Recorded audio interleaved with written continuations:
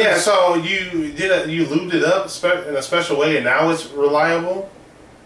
Absolutely. Do you have to consistently keep it lubed up though? My Mossberg 500 didn't really want to cycle unless I really pushed and pulled it hard. As soon as I frog lubed it up, man, that thing was moving like it was on ice. So when you say frog, it means you're just oiling it and you're sweating it in with heat, right? So basically, if the shit is the fan, Somebody's shooting out there. what? Somebody's shot. I heard that. Yeah. Oh well, we'll look into it later.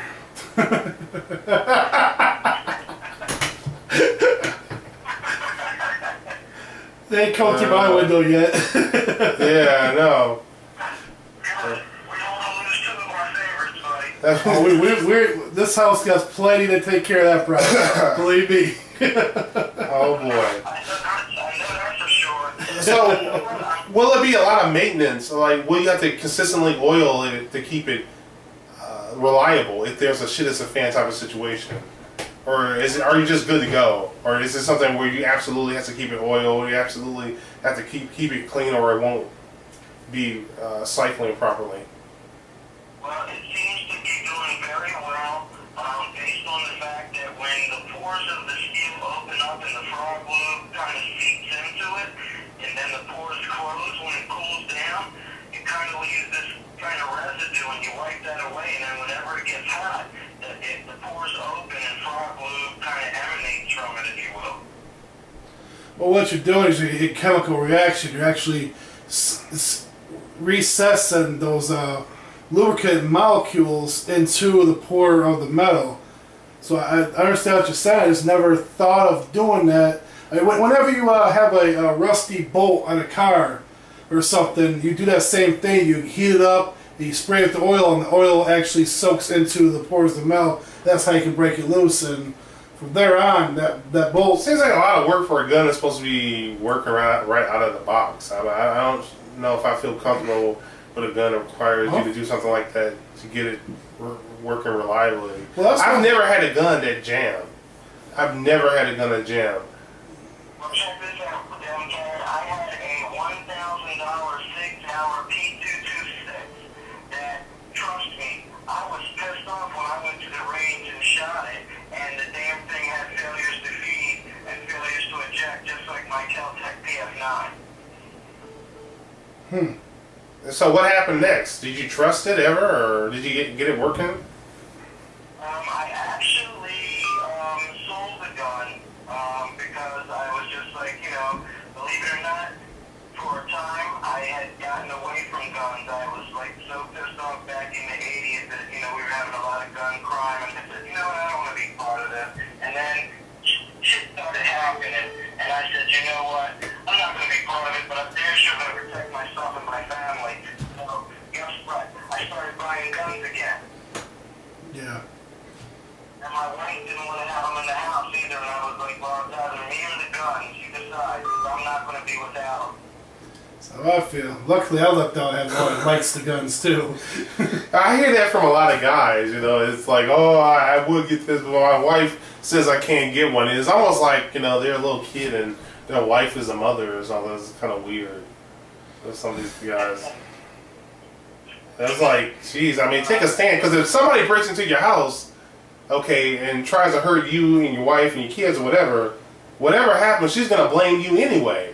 Like, she can tell you, I don't want any guns in the house. When right? she gets hurt and raped, it's, yeah. She's definitely going to hold it against you, exactly. Either way, she's going to expect you to be the man. So if you're going to be a lose-lose situation, at least have it be a win for you against the bad guy.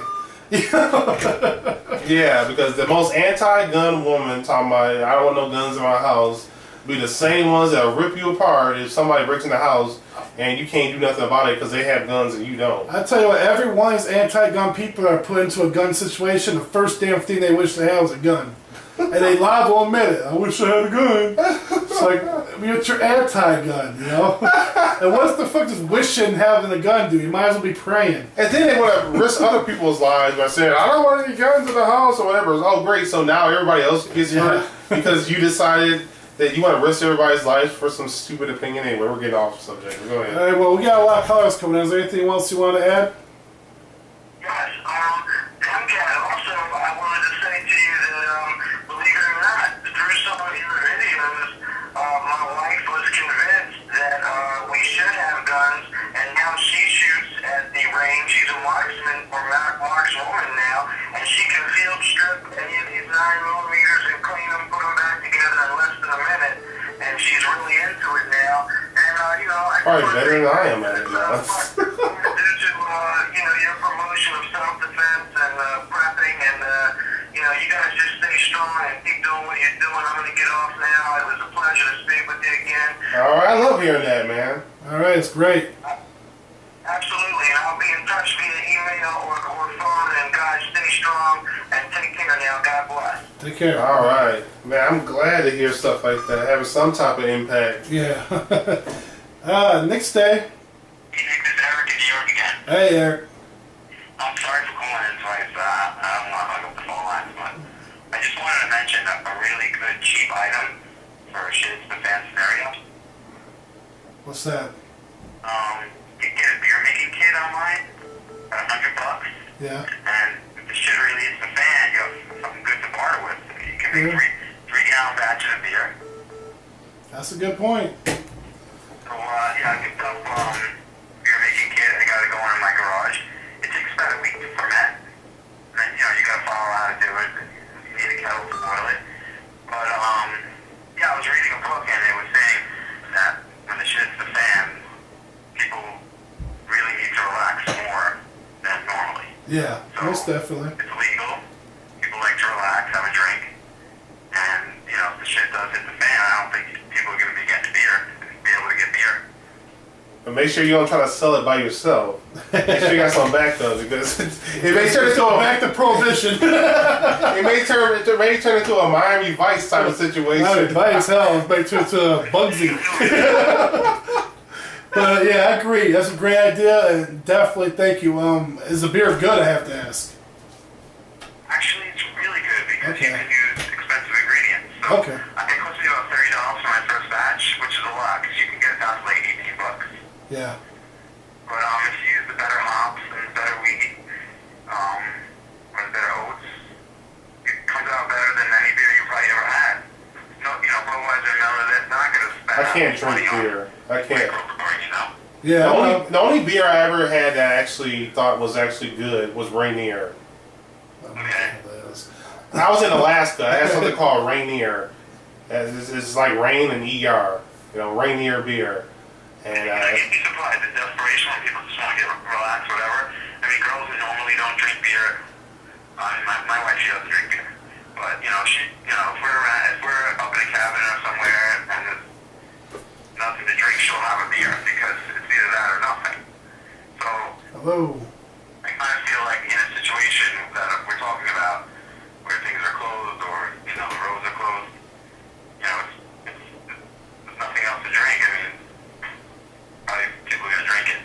So. people don't want to get their drink. Yeah, most definitely. Well, I appreciate that once again, and after the show, feel free to call.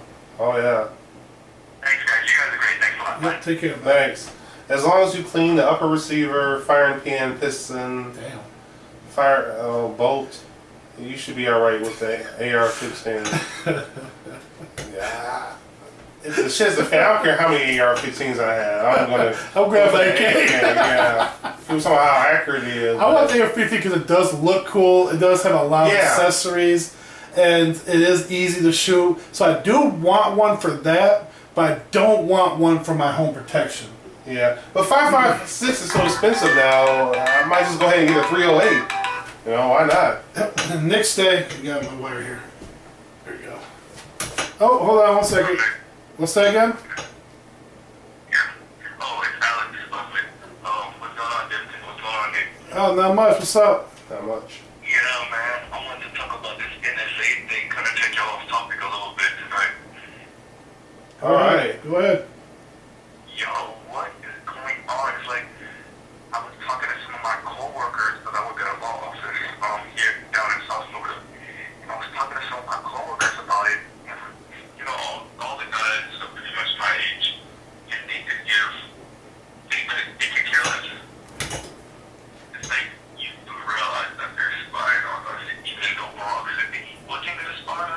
And this little girl was like 8 years old, like they didn't care, know any details, like nobody gives two shits.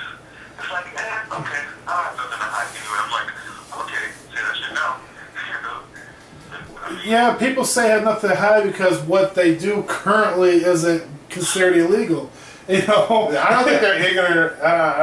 Well, I don't think they're knowledgeable enough to know the implications of having a government that knows your every move that and wants what you're to doing. stalk you. Yeah, why? Why would they be interested? I don't think they think about how all that stuff could be used against you. Like, for example, cheating on your wife isn't against the law, or In some places, it's not against the law. yeah, if you're in the military, it definitely is. But if you were to do something like that, or if you were to do anything compromising, it could be used against you. It could be still used against you. Just the simplest things could be used to hurt you, and employees of the government could exploit those resources and use that to hurt you in the future. Well, it could be anything like you have a toothache, you call your grandma and see if she has any extra Vicodin to help you until you get to the doctor. They could use that right there instead of selling narcotics and bust both of you. Yeah. I don't think people fully understand what's going on because I think was it CNN or what I don't remember what news channel I was watching, but You're all saying bullshit, yeah. surveys, and apparently like most Americans are okay with the phone tapping. They're just not okay with the internet. Like what's going on with the internet and Yeah, they just don't want everybody knowing they're watching porn. That's the only thing they're worried about. yeah, which everybody knows like 80% of the time when you're on the computer, you're watching porn or whatever. Duh. I'm missing like a lot of my porn time right now. Come on, it's moving so on.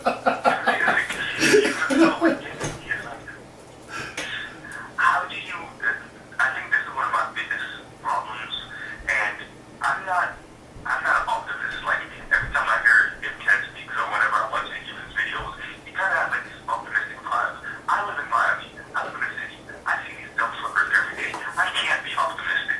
You know what I'm saying? So I see them, and it's hard to be optimistic when you talk to these people. You see how much they don't know, how much they don't. There's no shortage of stupid people Or around ignorance, here. yes. There's no shortage of that at all. I don't think people realize that once you give up a certain amount of rights to the government, it's so much easier for the government to push the boundary and take more of your rights away, more of your liberty away. So you get to the point where you wake up one day and you don't really have any rights because you gave up a little bit of rights, And a little bit at a time, there and there and there and there. It's like the bad guy taking a few steps towards your house and he's a mile away, but after a while he's going to end up in your front porch, And that's in your living room. They've been working so hard for years now, numbing us, numbing America, numbing our children, numbing generations.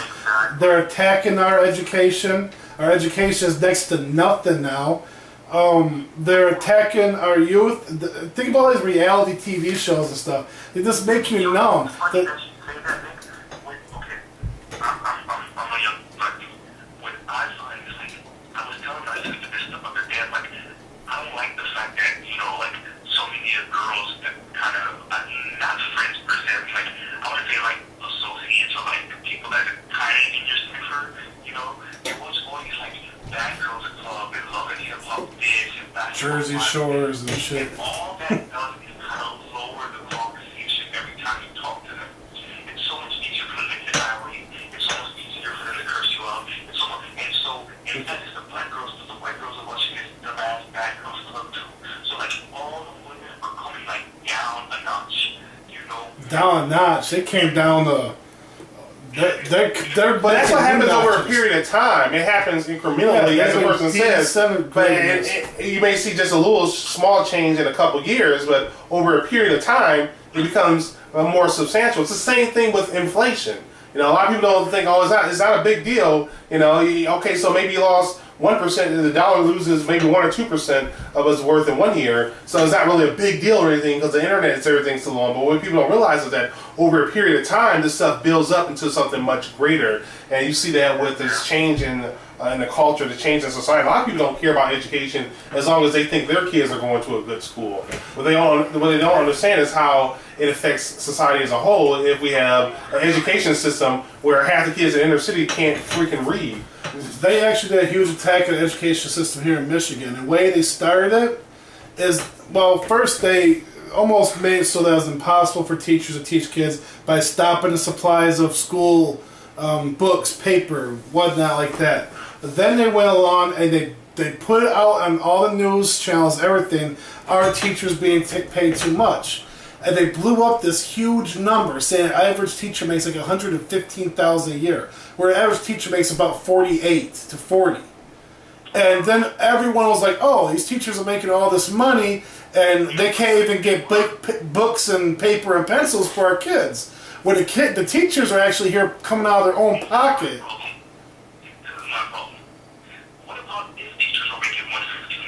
Yeah, they're teaching our kids. Exactly. What my problem is okay. Like, the other day I was just looking at how much money some of these stars are worth. So you have Jay-Z at 420. You have Janet that just hit $1 billion mark. You have Mariah Carey at the $500 million mark. And I'm not saying that you can see what they do at the entertainment, so we can actually see what they do. At least they're not some hedge fund manager or some investor that we don't even know how he got his billions. At least you know what people do to get their money. But these people are worth hundreds of millions of dollars, and yet if our kids are making 115, we would be on a fit. Yeah, you get what you pay for. And I want my kid to have the best education possible. You know, and you wonder why all the inner city kids want to be football, basketball players. Who wants to be a doctor? No, and no one wants to be a teacher. You go to college for 4 years, you have to do it for 4 years, you gotta go do this thing, you gotta go do that thing. When you finally get out and you're actually able to practice, you're in your mid-30s, you know, and now you gotta go hunt for one, you gotta go do this, you gotta do this, it's just much. And that's what our society has done. They've made everyone see this quick money idea. I can rap my way to it. I can play my way to it. I can win my lottery my way to it. No one thinks of working. They always think of that quick, got it, let's get it, never have to do anything again. And they got this mentality from elementary school on up. Elementary school, but television too. And I think there's a thing that kind of capitalism that we don't like to talk about sometimes is that when you can't tell the society as morals and values matter, the simultaneously you tell them money matters too. When kids look out at society like, well, let's see who's valued more in my society. This entertainer, this drug dealer, or this teacher. Well, the entertainer's over here, the drug dealer's over here, the teacher's all the way at the bottom. Yeah. You can't tell these kids, oh, I don't want you to have sex people there, or I don't want you to do this, or I don't want you to do that. But then they look at this dude with the money, and he's pulling all the fine girls, and he's doing this. I mean, that's the dark side that we don't like to address as Americans, the capitalism in our system, but that shit in your face. You know, what kind of hypocrisy is that? What do you tell the kids? You know, don't mind it. You know, it's the girls, and then, you know, you're gonna be in prison in a few years. There's something there to live past 25 anyway. Well, that's like with my youth group. I sat down a lot of teenagers. I said, "What do you think you're doing for your life? Why do you think you'll need to go to school? You know, trying to get them back in school, doing things." And they always say, "Well, Beyonce didn't do this, and well, Jay-Z, he didn't do this," and it's like, what? Why are you telling me this? You know, and they didn't do that. That's not you. There's not going to be 100,000 Jay-Z's out there. There's one damn Jay-Z. And the fact that we, you know, every newspaper stand, everywhere I go, it glorifies these people that skipped education, skipped everything because they had talent, which is producing literally a talentless society that we live in now. And none of them respect education at all. Education is like a useless entity to them. I don't think they respect themselves, and I don't think it's really an issue of capitalism because we're more capitalistic in the 50s and the 40s than we are right now. Now we have sort of like a corporatist system. I think it's more of the family and the culture. You know, you can still have money without worshiping worshiping money. And I agree with your point about, ultimately you can see a lot about society in where they put their money and where they put their resources into. Because exactly. How do you, like, okay, I don't know if you've heard about this rapper Chief from Chi-Town, which is not that far from you guys in Detroit. So, he's 17 now. 17-year-old dude, rap about the most grimiest, violent shit you can possibly think of, right? 2 kids. He made his mama, grandmama, 32, 33. He blew up on the scene, came out of practically nowhere, right? So these kids are listening to this kid who just went from literally being a nobody to being a freaking semi-known rapper, driving a Lamborghini, doing all this shit at 17 years old, and he's a known game of footy and blah blah blah. I mean, that's everyone's role model now. You know what I'm saying? It's hard to tell inner city kids because you gotta look at these. because they don't know how to think.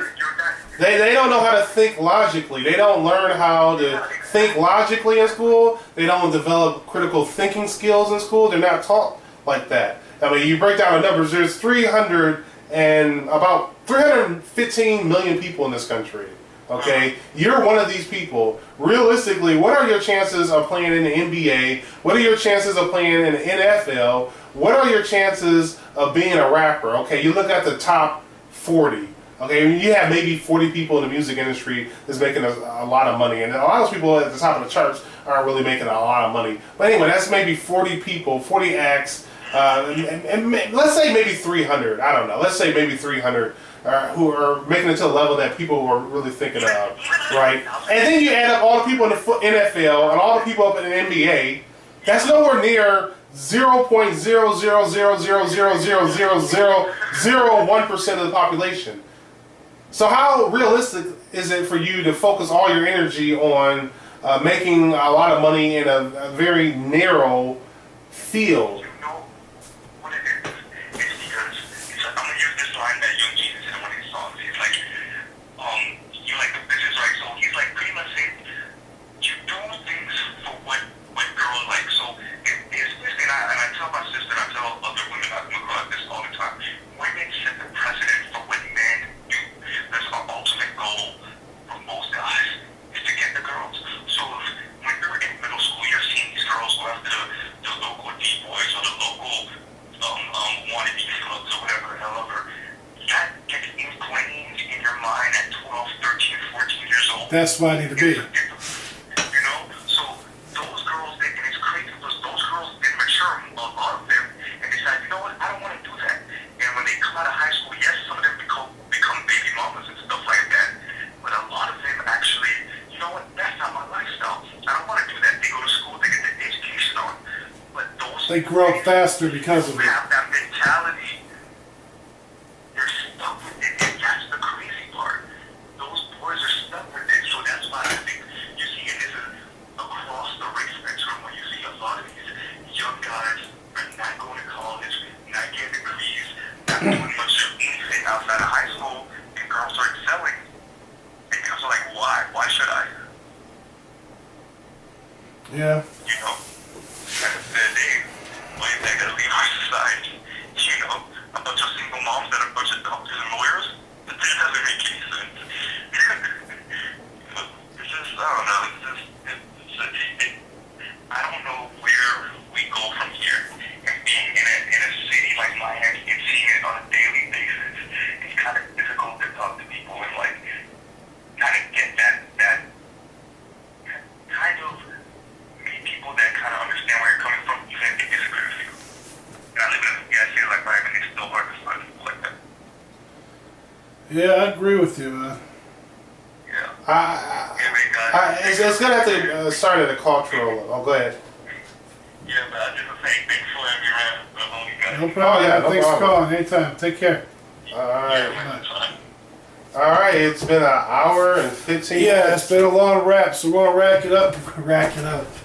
We're running a racket here. I am currently selling, and you can email me, call me, whatever you want, sell them. I don't have the steady funds to keep up with the webpage right now. Especially with friend of court wanting me to give them my blood every month. But you're still doing the t-shirts. I am doing t-shirts. Here's my next day t-shirt. And you see behind me, kind of, well, you can't. But there's t-shirt press over here. So yes, still in t-shirt business. Alright guys, thanks for joining us. Yep, and all you guys, well, remember what you want to do later. Take care, guys. Ta-ta. Don't forget the future belongs to those who prepare for it today. Holy crap.